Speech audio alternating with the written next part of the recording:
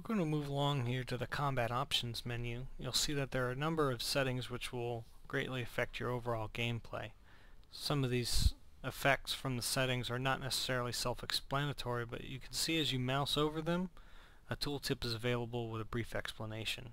For the sake of this guide, we're going to go ahead and explain those that we feel are important to the raiding gameplay. You'll see from the first option here, Auto Target Enemies. Now essentially what this means is if an enemy is attacking you and you have no target, it's going to pick that target that's attacking you. So this can be really helpful for healers if you are in a group setting and something is attacking you that maybe the tank hasn't picked up aggro on. You can use that to lock it down, either fear it away or to mez it if you're a runekeeper.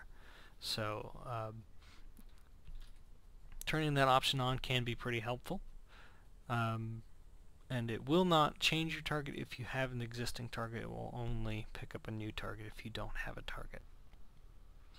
The next option, Auto Move the Target, is one that we highly recommend that you turn off. There are times when you might not necessarily want to move to your target, but you can see that it will automatically move you there, and sometimes you might not want to. You may prefer to heal, but you still go to your target. So that's not always helpful, as you can see here. So we recommend turning that option off. The next option you can see on the list is Skills can enable default attack.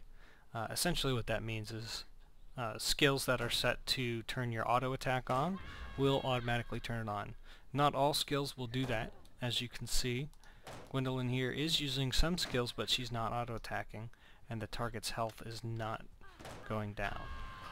So skills that don't turn on auto attacks might be heals, or for tanks would be taunts, for example. But if I use any of my melee skills, it's going to automatically start auto attacking in between. Quite often I leave this on, but if there are certain situations where it's helpful to turn it off. For example, there's a boss in DN where you cannot attack at certain points, and if you do attack, it heals the boss. In those situations, we highly recommend that you turn that off, especially if you're a ranged class, such as a hunter. You don't want to accidentally heal the boss when you're trying to bring it down. The next option on our list, Allow Skill Buttons to Target the Nearest Enemy, will allow your skills to pick up the nearest enemy whenever you hit them. That can be helpful in a lot of situations. Recommend that you keep this on, but sometimes you might want to turn it off. For example, a hunter can easily pull ads if they're not paying attention and they're hitting their next skills, or repeatedly clicking their skills and the target dies.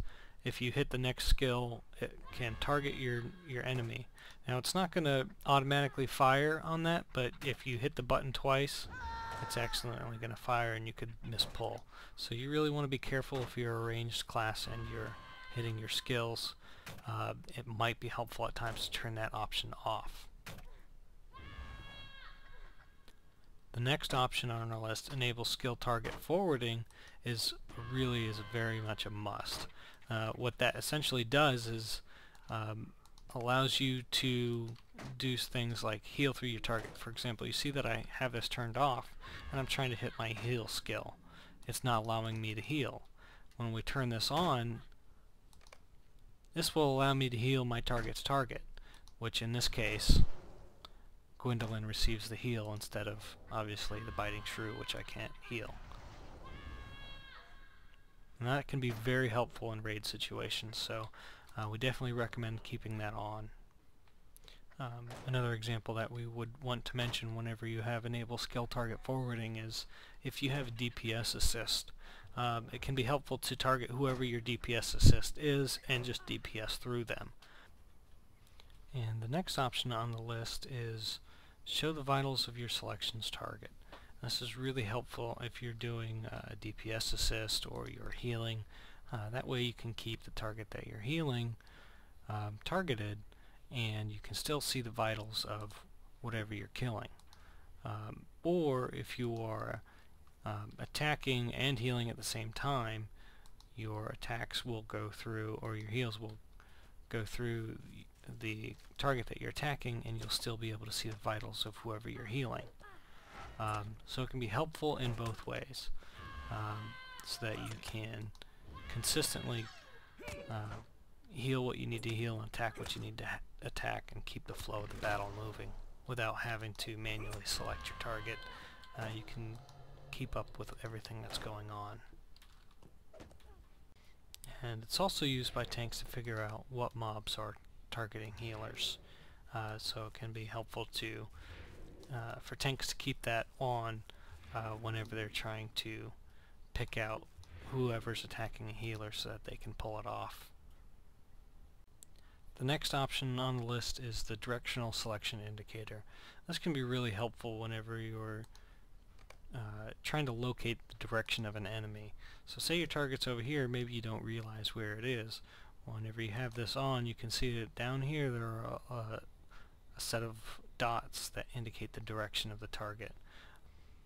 Since many skills require you to have the target within your line of sight, it can be helpful to have that option on so you can see the direction and face the target correctly.